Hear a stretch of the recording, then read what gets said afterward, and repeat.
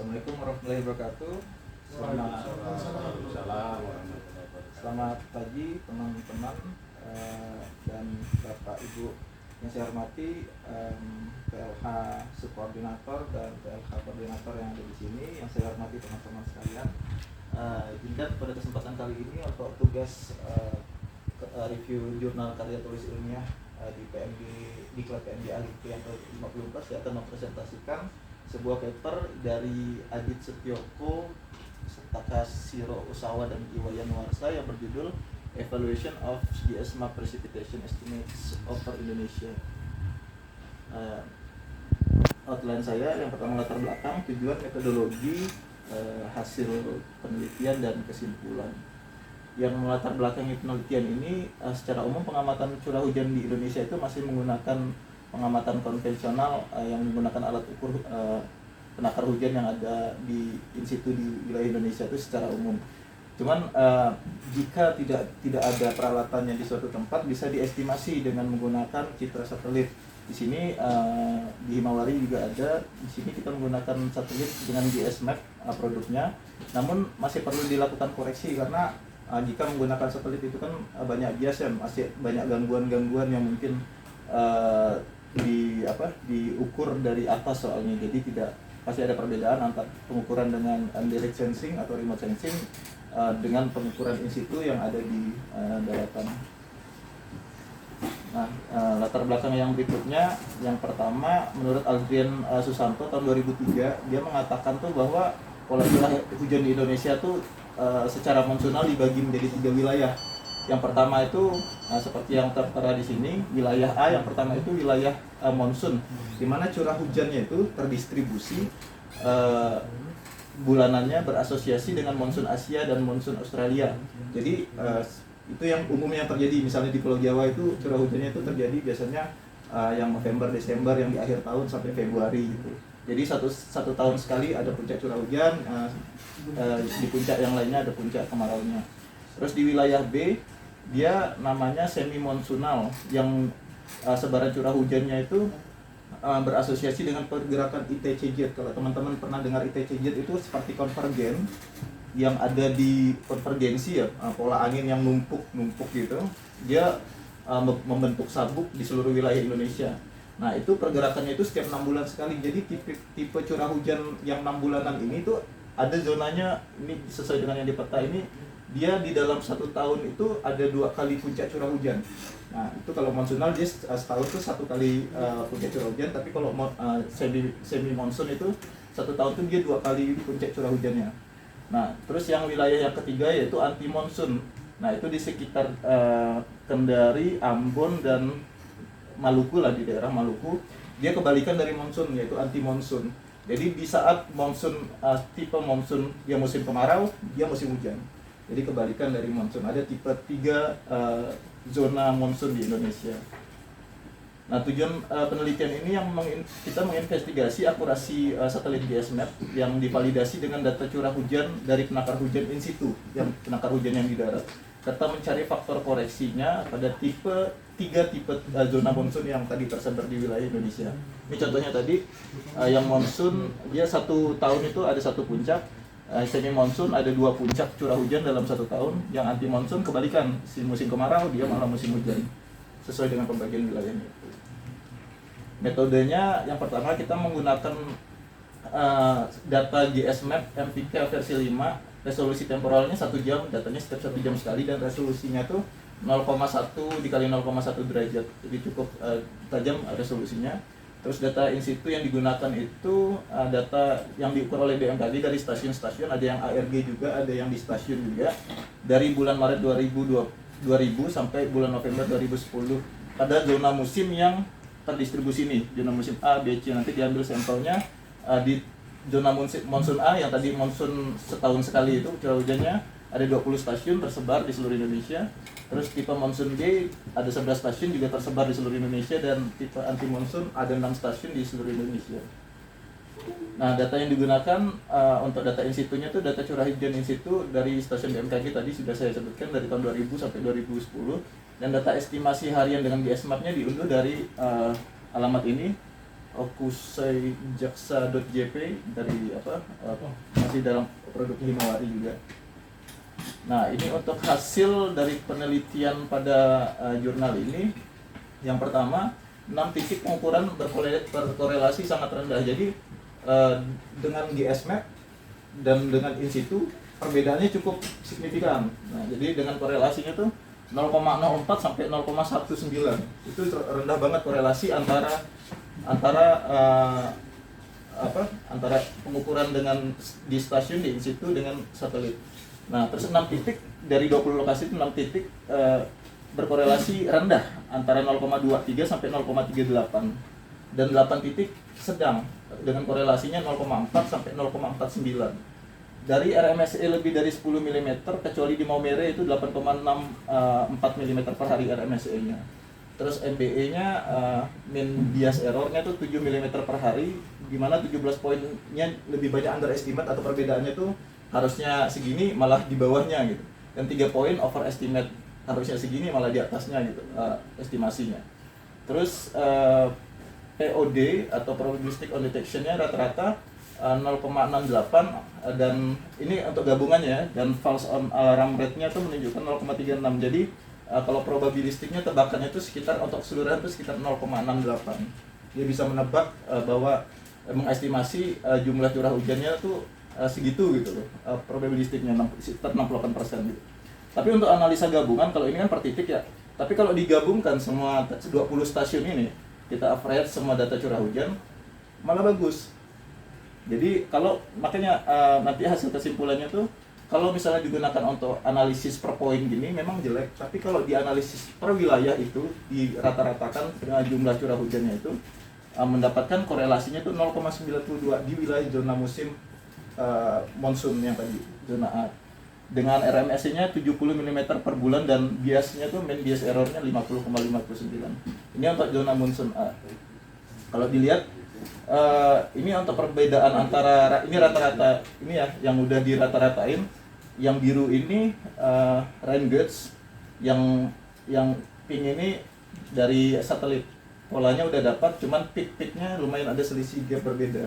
Dan didapatkan koreksinya itu Y sama dengan 1,256X ditambah 13,0279. Ini kayak kita set multiplier offset di inilah perbedaannya itu kita set kayak multiplier offset gitu. Nah, dari semua itu kita lakukan analisa spektral untuk mencari periode ulangnya dengan data yang sama tadi, tapi setelah dirata-ratain dulu ya seluruh lokasi ini, 20 lokasi sudah dirata-ratakan itu dengan periode ulangnya hampir sama, yaitu sama-sama 1 tahunan. Tadi kan bilang monsунal, dia akan mengulang lagi hujannya itu setiap 1 tahun sekali. Cuman tetap gapnya ini nanti kita koreksi dengan koreksi yang tadi, yang Y sama dengan ya persamaan itulah, gradien garis lurus gitu lah, pakai itu Y sama dengan 1 mx plus c itu. Ini persamaan koreksi itu. Kalau untuk di zona musim B hasilnya lebih rendah lagi, lebih tidak terlalu bagus lagi untuk yang di zona yang semi annual oscillation tadi, yang setahun itu ada 2 kali puncak musim hujannya. 3 titik dalam korelasi dengan sangat rendah 0,03 sampai 0,16, 2 titik dengan korelasi rendah 0,24 sampai 0,34, dan 6 titik dengan korelasi sedang 0,45 sampai 0,48, di mana kalau analisis gabungannya, kalau dirata-ratakan tadi 0,9, rata-ratanya korelasinya itu hanya 0,82, lebih rendah dari yang pertama tadi.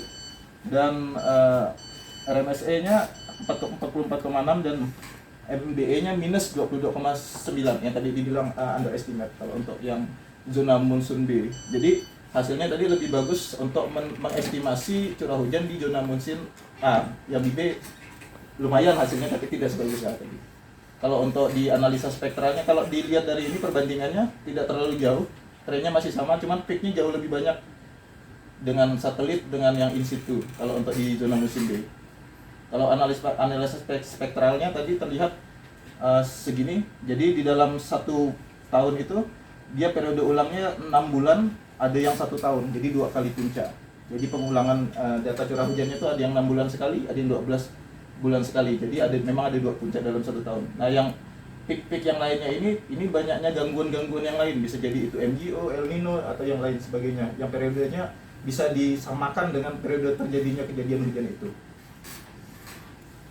Itu tadi untuk zona musim B. Untuk zona monsoon C hasilnya tidak sebagus tadi 0,84, ini 0,82, walaupun tidak terlalu jauh berbeda. Ini 3 titik pengukurannya sangat rendah, dari 6 lokasi itu 0,06 sampai 0,19, 2 titiknya 0,36 sampai 0,38, korelasinya rendah, dan 1 titik dalam korelasi sedang 0,40. Terus tadi korelasinya 0,82 untuk yang gabungan, dan RMSE-nya 44,6 mm per bulan, dan MBA-nya minus 22,9. Nah, ini cukup terlihat di analisa spektralnya, dimana kalau yang menggunakan satelit memang si peak-nya sama di periodenya, sama-sama pengulangannya di sini ada yang 6 bulanan, ada yang 12 bulanan, tapi dia beda ini ya, beda frekuensi tadi, lokasinya tadi harusnya di zona musim A di situ kemarau, di sini malah puncaknya musim hujan yang satu tahunan, tapi kebalikan dari zona musim A. Ini kalau menurut Aldrian Susanto dari tahun 2003, ini ya gambaran umum untuk di Indonesia ya, tanpa memandang data yang tadi. Dengan data in situ itu yang sebenarnya seperti ini. Untuk di zona musim A tadi terlihat memang puncak peaknya itu di 1 tahun, terlihat banget. Jadi pengulangan curah hujan itu terbanyak di 1 tahun sekali. Di zona musim B 2 kali peak, tetap yang dominan tetap di 1 tahun, tapi yang di 6 bulanan juga tidak terlalu jauh berbeda. Jadi ya mendekati segitulah estimasinya. Terus yang di region C peaknya juga sama di 1 tahun sekali, ada yang di setengah bulan sekali, tapi dia kebalikan. Di sini yang lebih tinggi posisinya di 1 tahun, yang dimana di situ curah hujannya satunya kemarau, di zona musim kemarau, di sininya hujan. Terus kesimpulan, yang pertama ya, hubungan rata-rata curah hujan bulanan menunjukkan kesesuaian yang sangat baik dengan data alat pengukur curah hujan, memberikan korelasi nih untuk seluruh zona musim ABC 0,82 sampai 0,92 dengan RMSE-nya kurang dari 100 mm per bulan. Hasil analisis spektral menggunakan DFT atau Discrete Fourier Transform juga menunjukkan kesesuaian yang baik dengan data analisis spektral pengukuran curah hujan. Dan hasil penelitian ini menunjukkan bahwa rata-rata harian memiliki korelasi yang buruk jika hanya 1 titik saja atau standalone. Namun jika semua datanya itu dipakai GSMAP itu secara banyak dirata-ratain, nah itu bisa dapat kesesuaian antara in situ sama data GSMAP. Pada daerah A, GSMAP dapat mendeteksi pola monsoon tipe A, namun tidak terlalu baik untuk mendeteksi tipe semi-monsoon atau semi-annual oscillation di tipe B, dan anti-monsoon di tipe C, serta daerah dengan pola hujan yang menyebar lainnya dan memiliki power spektrum yang rendah. Sekian presentasi dari saya, teman-teman. Jika ada pertanyaan, silakan diajukan. Masuk. Terima kasih. Ya, silakan Pak Agung. Perlu kenalkan namanya? Boleh. Ya, nama saya Abin. Kemudian ada 2 pertanyaan. Yang pertama, tadi disampaikan bahwa ada tiga apa tadi? Zona monsoon. Apakah ketiga zona tersebut atau pola hujan yang ada di situ itu merupakan satu kejadian yang saling mempengaruhi, ataukah dia saling bebas? Itu yang pertama. Jadi apakah pola itu ada unsur saling mempengaruhi antar monsoonnya, atau tidak? Kemudian yang kedua, kita lihat tadi dari hasil output pengukuran curah hujan antara GSMAP dengan in situ, itu kan ada perbedaan. Kira-kira apa yang bisa dilakukan supaya gap itu bisa terkurang? Artinya tidak mungkin kalau hujannya ke sana. Saya itu. Terima kasih Pak Agung atas pertanyaannya. Kalau untuk ini ya, yang tadi apakah tadi di zona A, zona B, zona C itu apakah kejadian curah hujannya itu saling mempengaruhi? Sebenarnya curah hujan itu ibaratnya seperti gelombang. Dia itu udah superposisi dari berbagai macam gelombang. Kalau misalnya kita ibaratkan gelombang. Tapi curah hujan itu merupakan superposisi dari berbagai macam gangguan. ada gangguan, misalnya di sini di dalam satu periode ada gangguan mungkin di Polmot yang pergerakan massa uap air dari Samudra Hindia, ditambah lagi misalnya ada gangguan dari sana, dari La Nina misalnya dari Pasifik, itu superposisi dari berbagai macam gangguan. Ada juga misalnya dari seruakan dingin dari Asia turun, ada juga mungkin gangguan-gangguan yang lain lah, itu superposisi. Nah, tapi di tiap-tiap daerah kita memiliki faktor lokal masing-masing yang mana nanti dari sekian banyak ini setiap daerah tuh yang mana yang paling kuat. Nah, itulah gunanya menggunakan analisa spektral. Jadi setiap daerah tuh intinya dibilang saling mempengaruhi, sebenarnya mereka ini dalam satu kejadian yang sama, satu gangguan yang sama, dan mereka ini hanya dampak saja kalau menurut saya. Curah hujan itu hanya hasil akhir superposisi dari berbagai macam gangguan. Jadi bukan saling mempengaruhi, tapi mereka sama-sama menjadi hasil gitu dari gangguan-gangguan yang banyak kalau menurut saya. Jadi misalnya tadi yang di A, dia lebih dominan gangguannya dari misalnya dari monsun gitu, dari monsun yang biasa yang satu tahun sekali itu. Ya dia dominannya di situ. Tapi dengan analisa spektral yang tadi, nah ini kan terlihat nih. Misalnya zona A ya. Nah, ini kan 1 tahun sekali nih terlihat. Di sini bukan tidak mesti ada gangguan yang lain. Di sini nih misalnya periodenya 6 bulanan. Nah, di sini juga ITCZ nih yang tadi convergence tadi itu yang gangguan yang setiap 6 bulan terjadi juga mempengaruhi di sini juga, walaupun pengaruhnya kecil. Di sini terlihat. Di sini yang kriwel-kriwel kecil lainnya di sini ini gangguan yang lain lagi gitu. Jadi setiap daerah gangguannya sama kalau secara global sama, tapi tiap daerah ini gimana dia menyikapi gangguan tersebut, yang dominan yang mana gitu. Ya seperti itu. Apakah sudah cukup, Pak? Dia hanya bukan saling mempengaruhi, tapi mereka sama-sama menjadi hasil superposisi. Semua menerima istilahnya gangguan yang sama. Ya. Tapi responnya berbeda. Responnya berbeda seperti itu. Terus yang kedua tadi apa tadi, Pak? Gap. Atau antara gasnet. Nah, tadi menggunakan scatter plot, jadi kita mendapatkan kayak kita inilah yang nyari offset multiplier sensor itu, kita mendapatkan koreksinya seperti ini, Pak. Jadi masing-masing zona tadi kita udah dapatkan koreksinya ini Y sama dengan 1,25x plus 13,0276. Jadi walaupun memang itu tidak linear, tapi pendekatan yang kita coba lakukan approach-nya linear. Jadi minimal untuk mengurangi gap itu. Jadi setiap zona kita lakukan koreksi. Ini zona A kita dapat koreksinya, zona B kita dapat koreksinya 0,8x ditambah 44 1,1, zona C juga kita dapat koreksinya. Jadi untuk mengurangi gap itu kita lakukan koreksi, Pak. Ini seperti itu. Bukan koreksi terhadap data yang sudah diterima. Tapi itu artinya pasti apa ya? Ya kita hanya menerima saja. Tapi kalau misalkan kita ingin menambah korelasinya kemudian supaya lebih linearitasnya lebih sesuai dengan idealnya seperti itu, kira-kira apa yang ya, karena ini penelitian yang dilakukan oleh yang bersangkutan. Jadi kalau menurut saya sih mungkin banyak cara ya pendekatan yang bisa dilakukan, mungkin dengan AI juga bisa dilakukan untuk pendekatan untuk kedepannya kan, intinya kayak gitu ya sepertinya, Pak ya. Cuman pendekatan yang dilakukan oleh penelitian ini oleh Pak Agit tadi, dia lebih hanya ke statistik regresi linear biasa, jadi dia mendapatkan koreksinya juga, koreksi ini, dan mungkin nanti kedepannya dia juga bakal mengimplementasikan koreksi ini untuk pengukuran kedepannya kalau dari penelitian ini. Tapi kalau menurut saya banyak pendekatan yang bisa dilakukan, mungkin bisa menggunakan AI atau sebagainya, Pak. Ini seperti itu. Terima kasih banyak, Pak Agung. Ada lagi Bapak Ibu?